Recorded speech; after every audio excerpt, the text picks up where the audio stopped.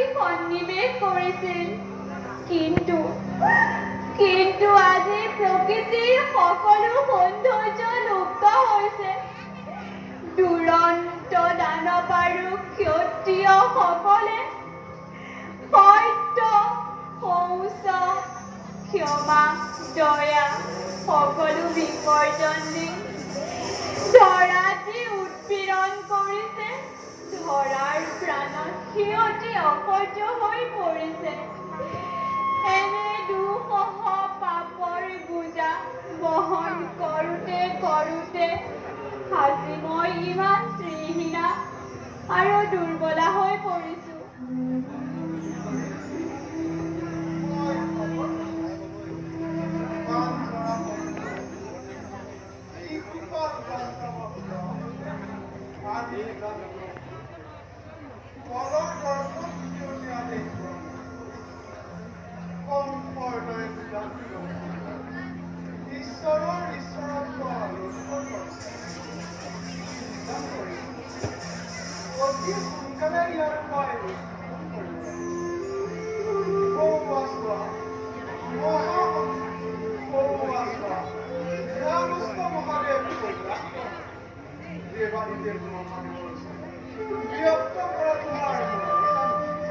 শিৱাই কাপিতিনে হে মহেশ্বৰ, হে সংসাৰ কৰ্তা পিতা, ৰক্ষা কৰা ধৰণীক তোমাৰ নতু পাপৰ ভৰে যাই ৰখা তলে। দেৱ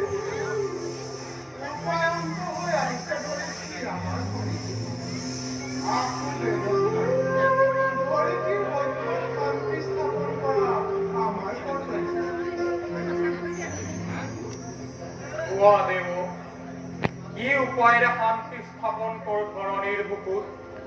হাতত ত্ৰিশূল লৈ তাণ্ডৱ তলত ধৰিব লাগিব নেকি অহাৰ উত্তৰো?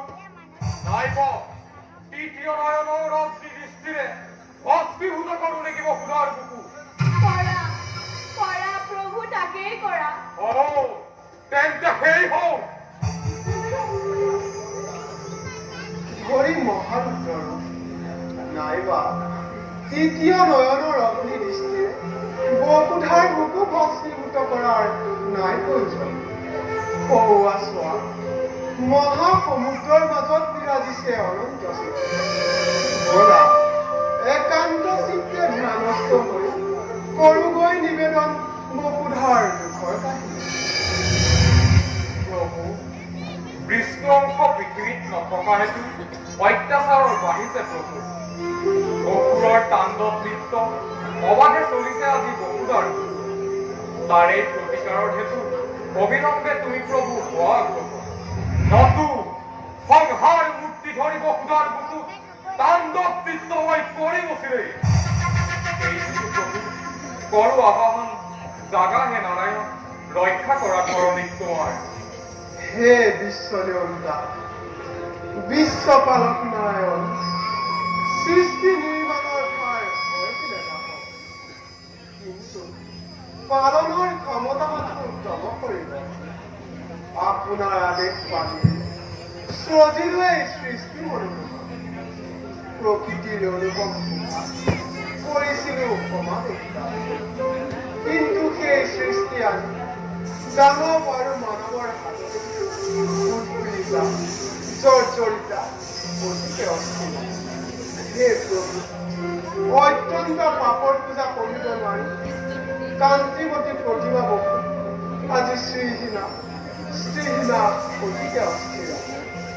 হে বিশ্বপালক, নকৰে যদিহে আৰু ৰক্ষাৰ উপায়, ধ্বংস হব বিশ্ব সৃষ্টি অতি সন্দিগ্ধ।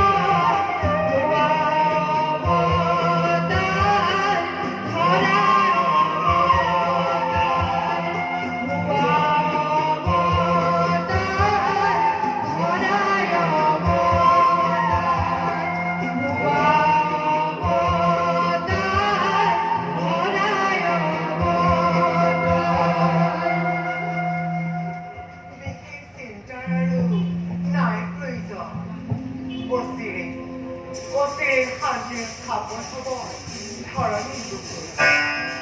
সেই ডেকাৰ অঞ্চল নিশ্চিত কিয়নন্দ সৈতে অবাধি চলিছে অত্যাচাৰ ধৰণী বুকুত। তাৰে প্ৰতিকাৰত অবিৰমে তুমি হোৱাও নহয়। यदा यदा हि धर्मस्य ग्लानिर्भवति भारत अभ्युत्थानमन्यधर्मस्य तदात्मानं सृजन्यः परित्राणाय साधूनां विनाशाय सदस्कृतं धर्मसंस्थापनार्थाय सम्भवामि युगे युगे।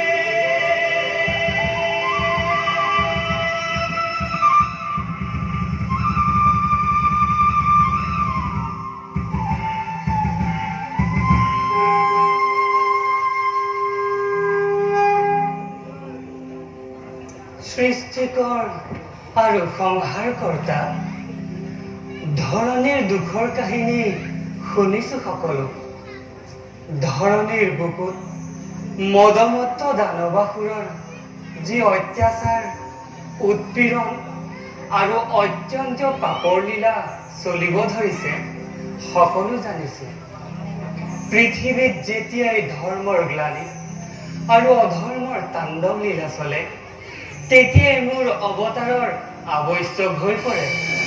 যোৱা ধৰিত্ৰী এই দুখমোচনৰ অতি সোনকালেই উপায় কৰিম। সৃষ্টিৰ স্থিতি প্ৰলয়ৰ তুমিয়ে আধাৰ প্ৰভু। পপীড়িতা মুৰ্মুষুজনক ৰক্ষা কৰা প্ৰভু। বিদায় সম্ভাষণ জনালো তব চৰণত।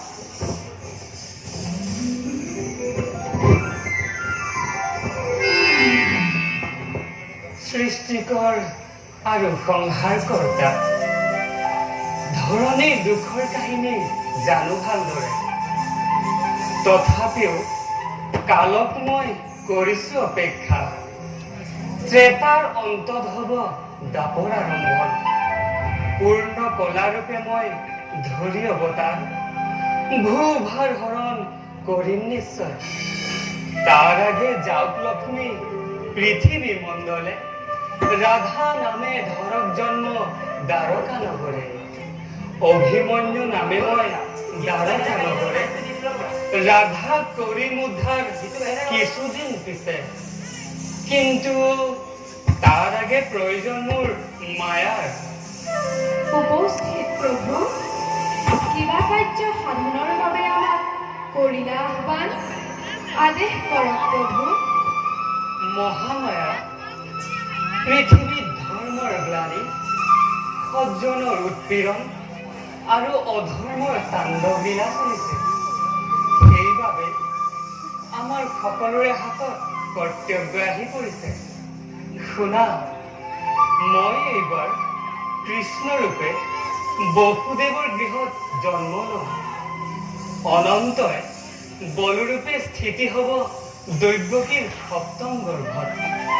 তুমি মায়াৰ বলেৰে সেই গৰ্ভ হৰণ কৰি ৰোহিণীৰ গৰ্ভত স্থাপন দিবা। আৰু তুমি নিজে যোগমায়া ৰূপে যশোদাৰ গৰ্ভত জন্ম ল'বা। বসুদেৱৰ দ্বাৰাই মই তোমাক নন্দৰ গৃহৰ পৰা সলাই নিয়াম। কংসই তোমাক পাতত আচাৰি বধ কৰিবলৈ উদ্যত হওঁতে তুমি হাতৰ পৰা এৰাই আকাশত আবিৰ্ভাৱ হৈ মোৰ অৱতাৰৰ সংকেত দি অদৃশ্য হবা। দেৱতা আৰু দেৱনাৰী সকলেও গকুলত গোপ আৰু গোপী ৰূপে জন্ম লৈ মোৰ এই লীলা ৰসময় কৰি তুলিব লাগিব। শুনা সৃষ্টিকৰ, মই অতি সোনকালে অৱতাৰ হৈ ধৰণীৰ ভাৰ মোচন কৰিম। এই অৱতাৰত মোৰ কৰ্মলগৰীয়া হিচাপে দেৱতা আৰু দেৱনাৰীসকলক গকুলত গোপ আৰু গোপী ৰূপে জন্ম লোৱাৰ ব্যৱস্থা কৰা হ'ল।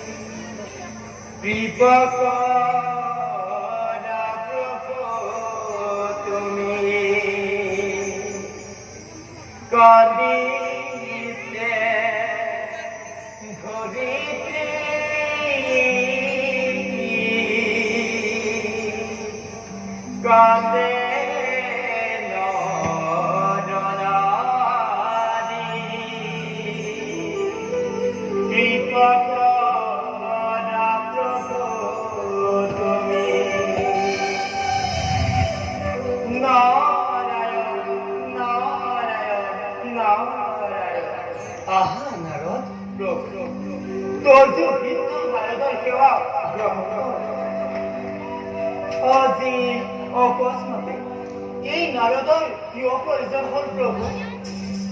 যিজন সৰ্বজ্ঞ সৰ্বব্যাপী মহাশক্তিমান, তেওঁলোকৰ এনে কি পৰিস্থিতিৰ সন্মুখীন হ'ব পাৰে প্ৰভু? যি পৰিস্থিতিৰ আলোচনাৰ কাৰণে এই সৰ্বশক্তিমান জনকো আকৌ এই নিশ্চিত নাৰদৰ প্ৰয়োজন হ'ল প্ৰভু। নাৰদ প্ৰভু, আজি মই এনে এটি পৰিস্থিতিৰ সন্মুখীন হৈছো, যি পৰিস্থিতিৰ আলোচনাৰ বাবে আজি ত্ৰিলোকৰ খবৰ ৰাখোতা নাৰদৰো আৱশ্যক হৈছে। তুমিতো জানাই, পৃথিৱীত দৈত্য দানৱ আৰু অসুৰবিলাকৰ অশেষ পাপ কাৰ্যৰ ফলত অতি অশান্ত অৱস্থাৰ সৃষ্টি হৈছে। সেইসকলক সংহাৰ কৰি ধৰণীৰ ভাৰ মোচনৰ বাবে মোক এক নতুন অৱতাৰৰ আৱশ্যক হৈ পৰিছে। প্ৰভু, আপুনি বিশ্বপালক, যুগে যুগে অৱতাৰ ধৰি এই গোটেই সৃষ্টি ৰক্ষা কৰি আহিছে প্ৰভু। এইবাৰ যে নিশ্চিত নাৰদৰ প্ৰয়োজন হ'ল, ইহে অতি আচৰিত কথা প্ৰভু। শুনা নাৰদ, মই এইবাৰ কৃষ্ণ ৰূপে বসুদেৱৰ গৃহত জন্ম লম। দেৱতা আৰু দেৱনাৰীসকলক গকুলত গোপ আৰু গোপী ৰূপে জন্ম লোৱাৰ ব্যৱস্থা কৰিছো। তুমি কিন্তু জন্ম ল'ব নালাগে। নাৰায়ণ নাৰায়ণ। তুমি সেই দানৱাসুৰসকলক মিঠা অৰ্থাৎ কুকথাৰে মোৰ বিৰোধিতা কৰি তুলিবা, যাতে মই সিহঁতক সংহাৰ কৰিবলৈ সুযোগ পাওঁ। নাৰায়ণ। তাতোকৈ তোমাৰ মহান কৰ্তব্য হ'ব যে মানুহৰ আধ্যাত্মিক ভাৱধাৰাক উদ্ঘাটন কৰি সন্ত সাধুজনক ভগৱত ভক্তিৰে ৰসাস্বাদন কৰোৱা। প্ৰভু, এই নাৰদৰ সন্দেহ হয় যে যি অৱতাৰত সংহাৰী মুখ্য কৰ্ম, সেই অৱতাৰত সেই দেৱনাৰীসকলৰ বা আৱশ্যকী প্ৰভু। ভূভাৰ হৰণেই মোৰ প্ৰধান উদ্দেশ্য হ'লেও ভৱিষ্যত নৰ সমাজে যাতে মোক ভক্তি কৰি ভৱবন্ধন দূৰ কৰিব পাৰে, সেইবাবে মই মোৰ অনন্ত মহিমা আৰু অসীম শক্তি প্ৰকাশ কৰিব লাগিব। সেইবাবে দৈত্য দানৱসকলক বধ কৰাৰ উপৰিও কালীয় দমন, গোবৰ্ধন ধাৰণ, পুতনা নাৰী হত্যা, বস্ত্ৰহৰণ আদি দুৰো আৰু অশোভনীয় কৰ্ম কৰিও মই সেইবিলাকৰ পৰা দুখমুক্ত হৈ মই মোৰ ঐশ্বৰিক শক্তি প্ৰকাশ কৰিম। আৰু এই ৰাসলীলা ৰাম অৱতাৰত ঋষিসকলৰ কামনা অন্তৰ্নিহিত হৈ আছে। প্ৰভু, সেই ঋষিসকলো কি কামনা অন্তৰ্নিহিত হৈ আছে? অনুগ্ৰহ কৰি কওকচোন প্ৰভু।